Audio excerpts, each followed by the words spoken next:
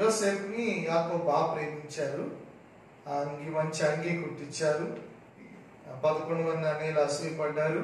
యాకోబుని ఒకసారి ఒంటరిగా దొరికితే బాగా కొట్టారు, గోతులో పడేశారు. అంగీ పీకేశారు, దిగంబరిగా చేసి గోతులో పడేశారు. పడేసిన తర్వాత పెద్దోడు రూబేన్ అన్నాడు, ఒరే మన తమ్ముడురా. ఏమన్నాడు? మనకి ఎంత అసూయ ఉన్నా, మనం ఎంత కొట్టినా, మనం ఎంత తీసేసినా వాడెవడో మన తమ్ముడు. మన తమ్ముడిని మనము చెప్పుకోకూడదురా, తప్పురా. అదిగో ఫిలిస్తీన్లు వెళ్తున్నారు కదా, వాళ్ళకి అమ్మేద్దాంరా. మరి నాకేం చెప్తావు ఇంటికి వెళ్తే అంటే? ఇంక ఈ లోపల ఇంకొకడు అన్నాడు, ఎట్టగా మనకు దూరం అయిపోయాడు కాబట్టి వాడు వద్దనుకున్నాంగా, వాడు మనతో ఉండకూడదు అనుకున్నాం, వాడు వద్దనుకున్నాం, వాడు పోయాడు కాబట్టి మనం పండగ చేసుకుందాం, ఆ మేకను కోసుకుందాం. ఆ మేకను ఎట్టా కోరుతాం కదా, ఆ మేక రక్తంలో వీడు అంగీ ముంచేసి తీసి అది తీసుకెళ్ళి నీ కొడుకుని అడవి మృగాలు తినేసి అని చెప్తాం. ఈ అంగీ తీసుకొచ్చాం, ఇది నీ కొడుకుతో కాదో చూసుకో అని చెప్తాం. కానినంటే సరే కానిడు అనుకున్నారు. మరి అసూయ చల్లాలి. అప్పుడు మేకని కోసుకొని అడవిలో దాన్ని ఆ మేకని కాల్చుకొని శుభ్రంగా తిని తీరిగ్గా ఇంటికి వచ్చారు. ఇంటికి వచ్చి తండ్రితో చెప్తున్నారు, తండ్రి నీ కుమారుడైన యోసేపుని అడవి మృగాలు చంపి తినివేశాయి. ఇదిగో ఈ అంగీ దొరికింది, దొరికితే ఈ అంగీని తీసుకొని వచ్చాం, ఇది నీ కుమారుడితో కాదో గుర్తుపట్టు అన్నారు. ఆ తండ్రి ఆ వార్త విని బాధపడి తల్లడిల్లిపోయాడు.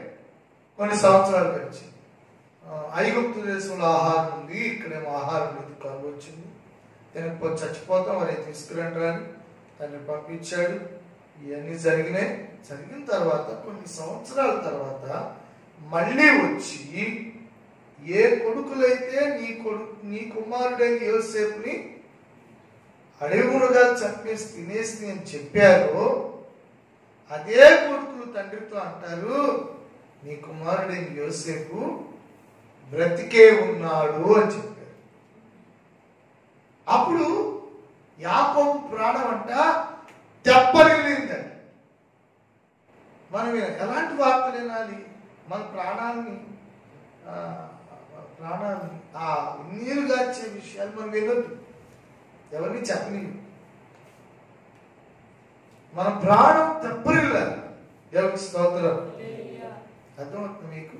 యాకోబు ప్రాణము వాళ్ళు నిరసింపజేశారు ఒకసారి, అనవసరమైన మాటలు మాట్లాడి.